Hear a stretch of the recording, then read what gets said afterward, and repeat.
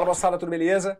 Professor Bruno Lima na área aqui com a nossa galera do Estratégia Concurso, passando com vocês aqui no nosso módulo que está tratando da parte de geometria. Vou trazer para vocês aqui mais algumas formulinhas importantes de cálculos de áreas de figuras planas. Então bora lá, vamos dar uma olhadinha agora na área do triângulo. Famosa área do triângulo, diga-se de passagem. Área do triângulo, básico do básico. Se for uma questão que te dê ali condição, o básico do básico é saber que a área do triângulo vai ser base vezes altura dividido por 2.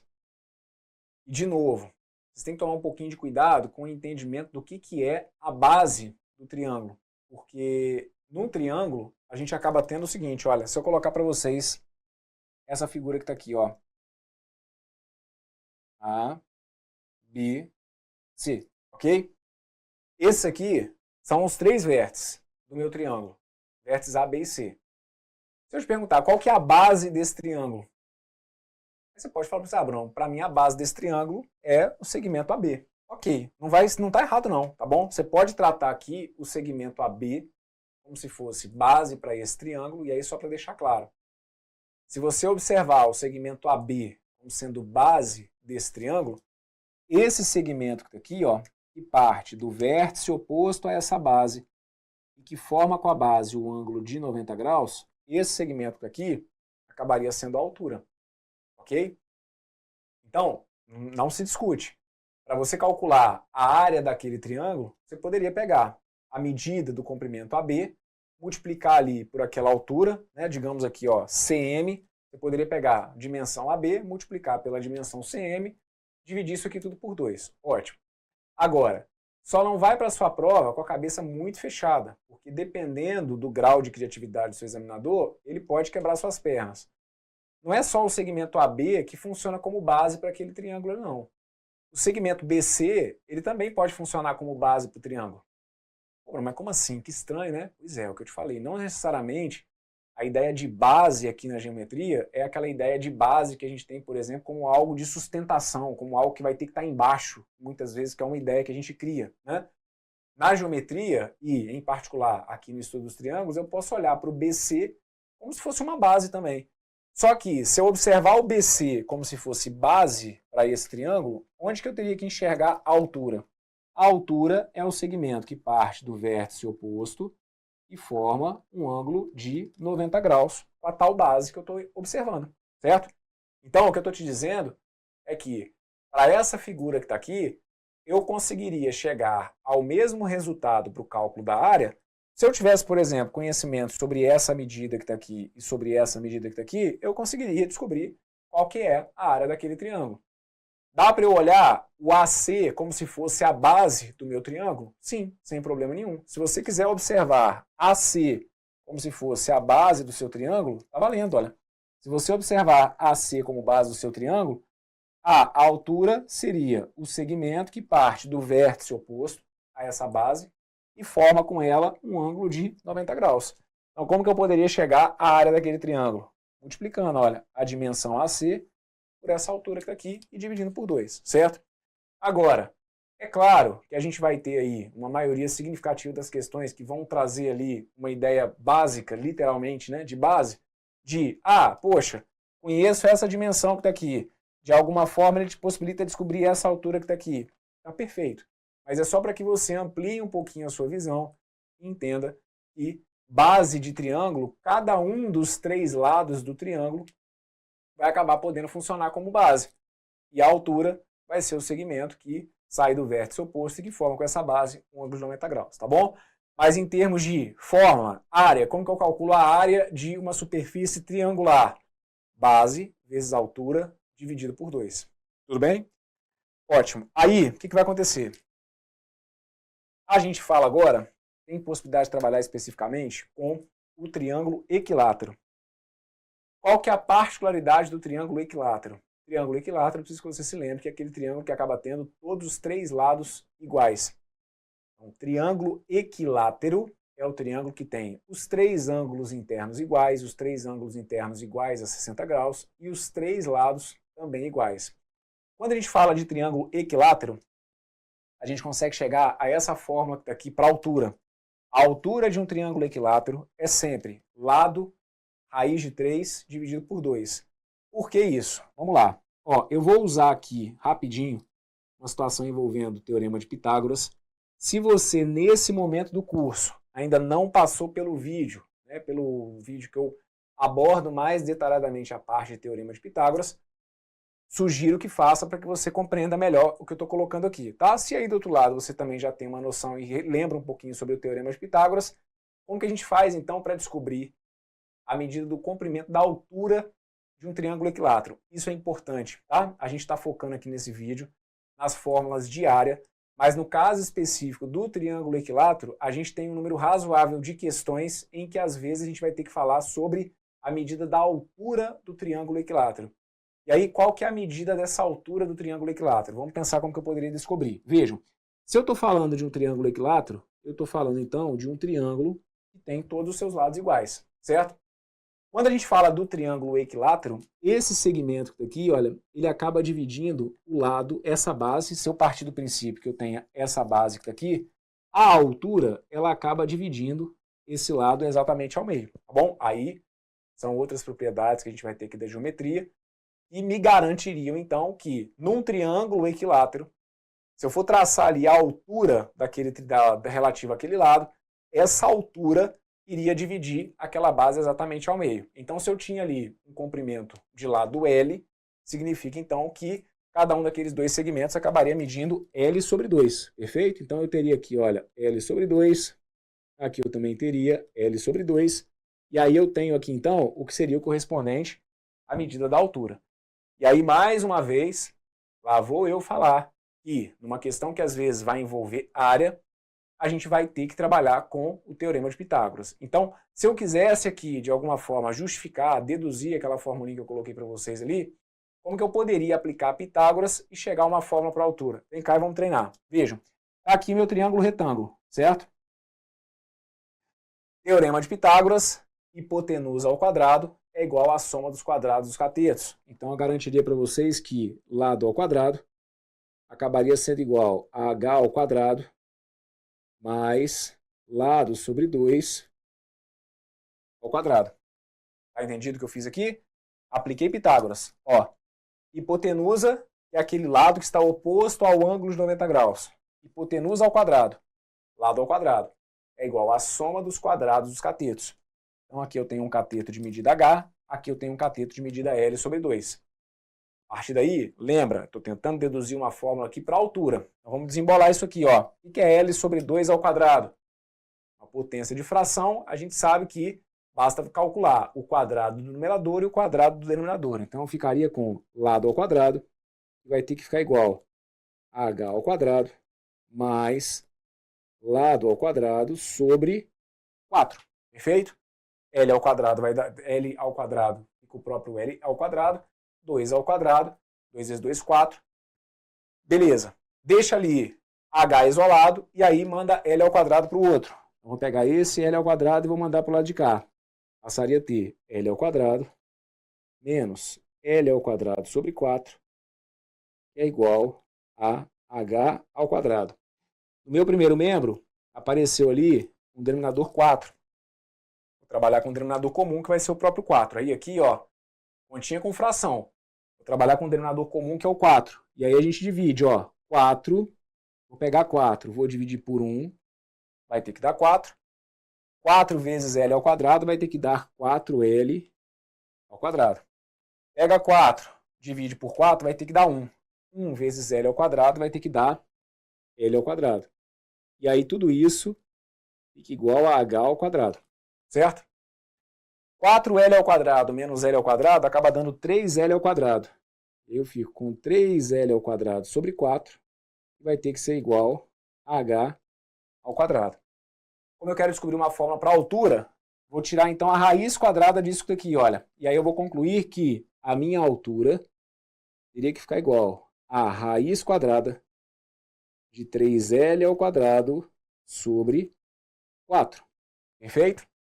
Calculei a raiz quadrada disso daqui.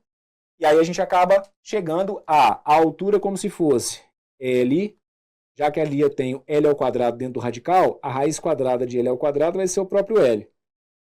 Raiz de 3 sobre a raiz quadrada de 4, vai ter que dar quanto? Vai ter que dar 2. Só que aí, todo esse passo a passo que eu deixei indicado para vocês é o do resultado que eu tinha trazido aqui indicado para vocês. Quando eu trabalho com um triângulo equilátero, a medida da altura com o φ in, essa é uma relação importante, tá bom? A medida da altura do triângulo equilátero acaba sendo a medida do seu lado multiplicado por aquela raiz de 3 dividido por 2. No bloco anterior, eu já tinha te pedido para guardar a aproximação da raiz de 3. A gente viu no bloco anterior que fórmula de diagonal de quadrado é L raiz de 2. Então, saber o valor da raiz de 2 é importante na geometria. Aqui, trabalhando com vocês com uma relação, que acaba envolvendo a raiz de 3. Importante para você saber que a raiz de 3, caso o seu examinador não traga, raiz de 3 vale aproximadamente 1,73. Fechado? Então aqui, sobre fórmula, aí é o que eu coloco para vocês. Para quem às vezes tem um pouquinho de facilidade com a matemática, em alguns momentos você não fica aqui tão fissurado em ficar ali guardando, memorizando algumas fórmulas. Para quem às vezes já tem um pouquinho mais de dificuldade, é a vantagem da fórmula, certo? Como eu sempre falo para vocês, a fórmula não é para ser demonizada, muito pelo contrário. A fórmula, teoricamente, é uma maneira de te fazer pensar menos. Se você consegue sair sem as fórmulas, está perfeito, é sinal de que você está ali com todo o conhecimento para dar conta. Aqui, a fórmula é mais para te dar uma bengalinha de segurança. Na hora da prova, se porventura pinta alguma situação envolvendo área de triângulo equilátero, altura de triângulo equilátero, e se você não sabe a fórmula, te mostrei que você tem Pitágoras para dar conta. Agora, se já souber de cabeça, beleza. A altura de triângulo equilátero, lado, raiz de 3 dividido por 2. E a área do triângulo equilátero? Bom, aí está até aqui um rascunho rapidinho para vocês. Como que eu faço para calcular a área do triângulo equilátero? A gente sabe que área de triângulo, a gente acabou de comentar, área de triângulo é base vezes altura dividido por 2. Só que se eu estou falando do triângulo equilátero, é a base, que é como se fosse esse lado que está aqui, certo? Vezes a altura do triângulo equilátero, que a gente acabou de deduzir, L raiz de 3 sobre 2, tudo isso dividido por 2. Então, repassando, de maneira geral, área de triângulo é base vezes altura dividido por 2. Só que aqui é como se eu estivesse considerando que a base é a de medida L. A altura, foi o que a gente deduziu, L raiz de 3 sobre 2. Tudo isso dividido por 2. Quando a gente manipula isso aqui, então eu fico com L vezes L, que vai ter que dar L ao quadrado. L ao quadrado, raiz de 3 sobre 2, tudo isso dividido por 2. Aí é a matemáticazinha básica. É a ideia de manter a primeira e multiplicar pelo inverso da segunda. L ao quadrado, raiz de 3 sobre 2, se a gente for multiplicar pelo inverso de 2, que é 1 sobre 2, eu acabo chegando nisso aqui, ó. L ao quadrado, raiz de 3 sobre 4, e passa a ser então a área do triângulo equilátero. Vai por mim, das figuras mais cobradas em prova, tá? Galera curte aí cobrar, né, os enunciados, independentemente de qual seja a banca. A gente tem até um número razoável de questões que vão acabar envolvendo triângulo equilátero. Área de triângulo equilátero, se você não quiser de alguma forma passar por todo esse caminho que eu exemplifiquei aqui, você vai memorizar. Área de triângulo equilátero, lado ao quadrado, raiz de 3 sobre 4, perfeito? E aqui de novo, saber o valor da raiz de 3 pode ser importante, porque se por algum motivo o examinador não deixar a resposta indicada, ele acaba aqui, pode pedir esse valor aí, e é legal que você entenda que a raiz de 3 vale aproximadamente 1,73. Isso aqui, tudo chamando a atenção de vocês para o fato de que esses cálculos de áreas, eles acabam sendo decisivos também quando a gente avança para o estudo da geometria espacial, certo? Dependendo, você vai estar lá no meio de uma questão falando sobre volume de pirâmide e em algum momento você vai ter que calcular uma área de triângulo equilátero. Então, tudo isso daqui acaba se tornando também pré-requisito para outros pontos que a gente acaba trazendo aqui dentro do curso mais à frente, certo? Como eu sempre falo, tem que ir tentando colocar tijolinho por tijolinho, peça por peça. Cada etapa aqui, cada relação que de alguma forma você deixa passar, isso lá na frente pode ser que atrapalhe outros conteúdos. Então, tem que ir com cuidado, com carinho, memorizar ou de alguma forma entender de onde estão vindo aí essas formulinhas para que você consiga caminhar bem. Passamos por essa aqui então? Então, o que a gente reviu aqui até agora dentro desse bloco? De maneira geral, área de triângulo, base vezes altura dividido por 2. ampliando um pouquinho a mente, entendendo que cada um dos 3 lados do triângulo pode atuar como base, apesar de maneira geral, né, a gente olhar aquele lado, digamos, de baixo, como se fosse a base, mas a gente consegue ampliar e entender que cada um dos lados atua como base, certo? Área de triângulo, então, base vezes altura sobre 2. Para triângulo equilátero, saber o básico. Triângulo equilátero é um triângulo que tem os 3 lados iguais, todas as dimensões iguais. A altura de triângulo equilátero, a gente deduziu através do Teorema de Pitágoras, está ali anotado para vocês, lado raiz de 3 sobre 2. E área de triângulo equilátero, que é importante pra caramba, lado ao quadrado raiz de 3 sobre 4. Fechado? Vamos mais. Vamos dar uma olhadinha agora do hexágono. Área do hexágono regular. O hexágono regular vai ser a figura que tem 6 lados e 6 lados iguais. Na geometria, quando a gente fala que o polígono é regular, se eu falo que eu tenho um decágono regular, se eu falo que eu tenho um eneágono regular, um pentágono regular, é porque essas figuras têm todas as suas dimensões iguais, todos os seus lados iguais, certo? Então, no caso do hexágono regular, a gente acaba tendo uma figura de 6 lados iguais. Bem, quando a gente olha para o hexágono regular, a gente acaba enxergando dentro dele 6 triângulos equiláteros. Então, quando a gente traça aqui, olha, todas as diagonais do hexágono, a gente acaba percebendo a presença aqui dentro, olha, de 6 triângulos que vão ser equiláteros. Dessa forma, está anotado para vocês aqui, olha, o hexágono fica dividido em 6 triângulos equiláteros, pois o hexágono é regular. Como esse hexágono que está aqui é regular, então eu fico com ele dividido em 6 triângulos equiláteros. A área do hexágono é, então, a soma das áreas desses 6 triângulos.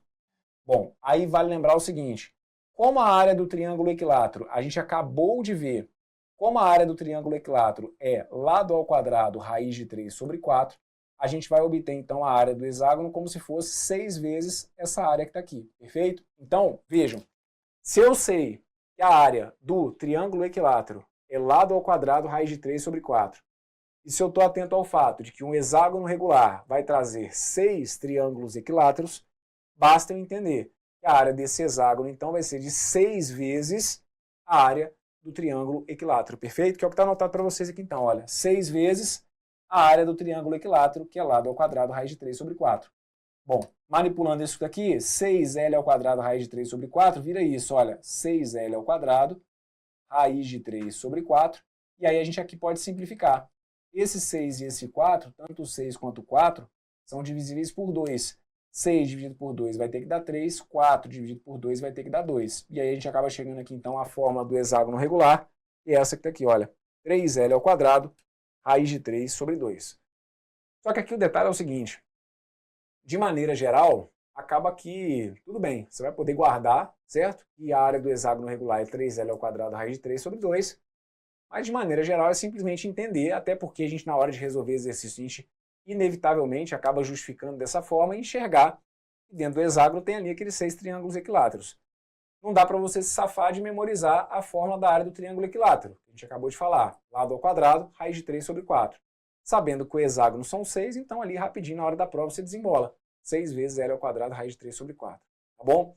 Então, de novo, a gente está aqui falando, né, dentro da geometria plana, a gente pode ter alguma questão na sua prova que trate especificamente de um hexágono, como dependendo da situação, pode ser que lá numa parte de geometria espacial, eu estou falando lá de um prisma, e aí pode ser que para calcular o volume daquele prisma, eu tenho que começar calculando a área do hexágono. Então não vai adiantar de nada você em algum ponto saber, eu lembro lá qual que é a fórmula do prisma, a área da base vezes a altura. Se você não conseguir calcular a área da base, se ela for, por exemplo, um hexágono regular, certo? Paciência para a gente ir colocando aqui as peças no lugar. Hexágono é uma figura importante para as provas de concurso. Tem aí a fórmula pronta ou a ideia básica de que são 6 vezes a área do triângulo equilátero. Ok? Vem mais, vamos falar um pouquinho aqui do círculo. A área do círculo vai ser essa que está aqui, ó, pi r ao quadrado. Vale lembrar o seguinte, o círculo vai ser essa figura, e aí quando a gente fala do círculo, a gente tem que ficar atento ao seguinte, a gente tem situações que vão envolver a área do círculo e situações que vão envolver o comprimento da circunferência, que é o que vai estar na sequência. E é muito comum a galera se confundir, com as fórmulas, inclusive. quando a gente fala da área do círculo, a área do círculo tem a ver com ocupar o interior da figura. Tudo que eu falei para vocês no vídeo anterior e que eu estou falando nesse vídeo, falar de cálculo de área tem a ver com cobrir a superfície, certo? Para criar algum tipo de significado, é como se você fosse azulejar a sua casa, né, o piso da sua casa. Você fala de área quando você quer saber quantos metros quadrados de tinta, por exemplo, né, de parede que você vai ter que pintar. Tudo que a gente fala sobre recobrir superfícies, isso tem a ver com cálculo de área. Então imaginemos que eu tenha lá, por exemplo, uma praça de formato circular. Calcular a área dessa praça indica para mim, por exemplo, quanto que eu vou gastar de grama para poder ocupar o interior dessa praça, certo?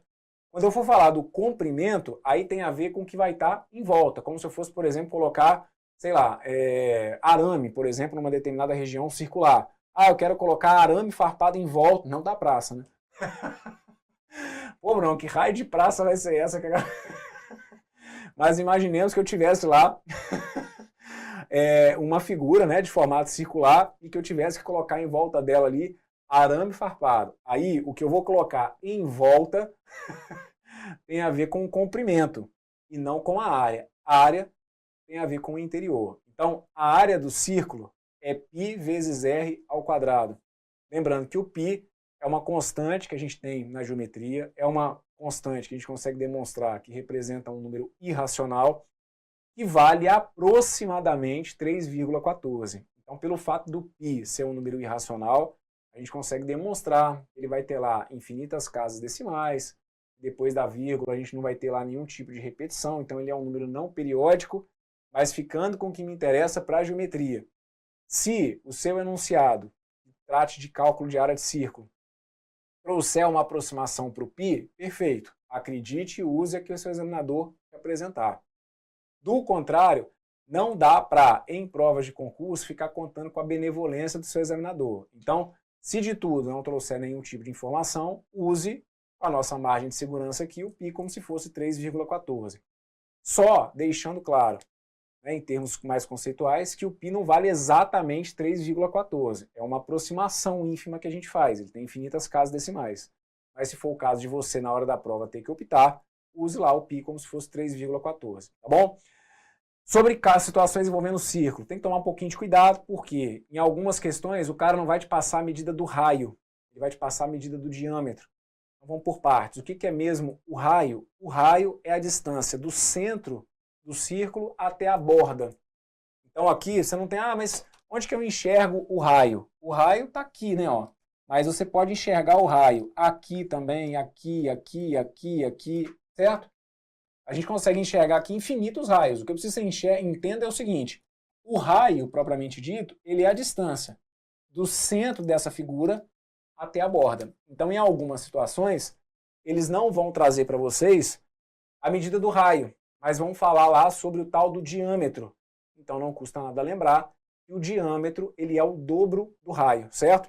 O diâmetro é como se fosse esse segmento aqui, ó. E aí, o diâmetro ele é, deixa eu anotado aqui, né? O diâmetro é o dobro do raio. Consequentemente, o raio acaba sendo a metade do diâmetro, certo? Faz sentido isso que eu falei para vocês? O diâmetro é o dobro do raio, então o raio vai ser a metade do diâmetro, tá bom? Então, dependendo da situação, o cara vem naquela bobeirinha de calcule a área de um círculo cujo diâmetro é 10 centímetros.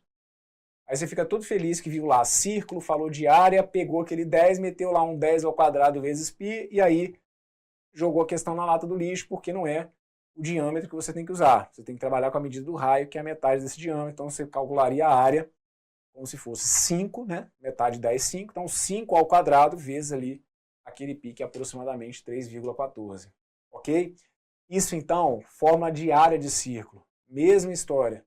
Dependendo do que você for avançar aqui no curso, dependendo do que você tiver previsto dentro do seu edital, pode ser que você chegue lá numa situação envolvendo cálculo de volume de cone, e que aí você trave lá na situação envolvendo cone, porque eu vou falar lá da área vezes a altura dividido por 3, e área da base vezes a altura dividido por 3, e aí você não vai saber calcular a área. Então tem que ir colocando tudo nos seus devidos lugares. Área de círculo, π vezes a medida do raio elevado ao quadrado. Fechado? Então isso para eu ocupar o interior de um círculo. E se eu estiver mencionando algo sobre a borda ali daquela figura? Aí a gente vai estar diante do comprimento da circunferência. O comprimento da circunferência está aqui, olha, é dado pela seguinte relação. O comprimento acaba sendo 2π vezes r. 2π vezes r, mesmo esquema.